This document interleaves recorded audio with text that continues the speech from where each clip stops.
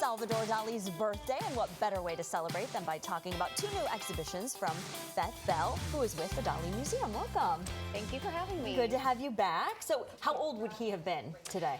Today would be his 122nd birthday. He was born in 1904. Wonderful. And we're so lucky to have so much of his work right here in our backyard. How did that even happen? Well, he and his wife Gala had a friendship, a 40-year friendship with a couple called Reynolds and Eleanor Morse. They're from Ohio.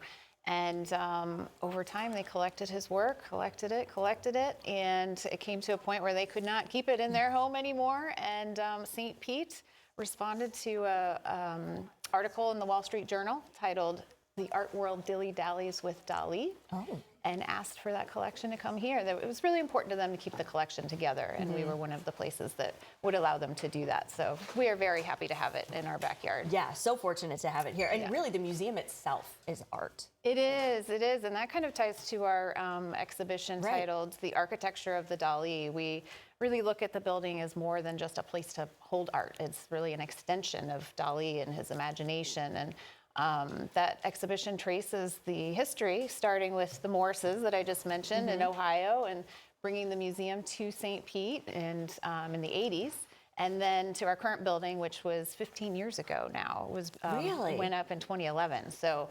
And then, of course, it looks at our future, which I think is really exciting because we're planning an expansion. Really? That's exciting. Yeah, and so you'll able to see a 3D model and some animation showing you what the space would look like. So it really traces that evolution all the way from the 80s up until a couple of years from now, and we'll open this expansion. Yeah, I was going to say, when does that expansion take place? We're looking at 2028, in the fall of 28. Wonderful. And this is an exhibition we can see right now? Yes, yeah. It just opened. The response has been really positive so far. People are loving being able to see what it looks like. Yeah, and to be inside of it and to see how it all came to be, that's really neat. Yes. Yeah. And then the other one is called Dali in America. Yes, so Dali came to America. He was a surrealist artist from Spain. He came over to the U.S. in 1934. He was already known as a surrealist artist then, but once he got to the U.S., he was really... He loved the American culture, and the U.S. really embraced him. And so it's really where he became this like global icon and sensation. Yeah. And this exhibition then kind of takes a look, we just saw a couple of the photos, but kind of takes a look at that kind of transition into it. It does. He spent a lot of time in New York. He did a lot of design. He did film. He was on talk shows. He collaborated with Alice Cooper.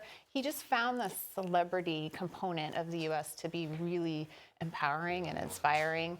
And so he spent time in both New York and in Hollywood. And so you see through photographs, paintings, drawings, film, quotes from him, really how the U.S. impacted him as an artist and helped him become who he became. And then also the influence that he had on the U.S. while he was here. Yeah. And I love these two exhibitions because they're really taking a look at him and taking a look at the museum. And that's something really unique to have. You know, typically it's other artists or different, things, but this is unique. It is. And I think it's, all about transformation, really. Dali was transformed when he came to the U.S. Our architecture has transformed and evolved over time. So it's just showing how someone like Dali constantly reinvented himself, and the same is true for the museum. Yeah, it's beautiful. We are so excited about it. Both you can go see right now? Yes. Wonderful. Well, go check it out. If you haven't been to the Dali either, what are you doing? You're missing out. It's so wonderful. So thedali.org if you want to learn a little bit more. Beth, thank you for being here. Thanks for having me.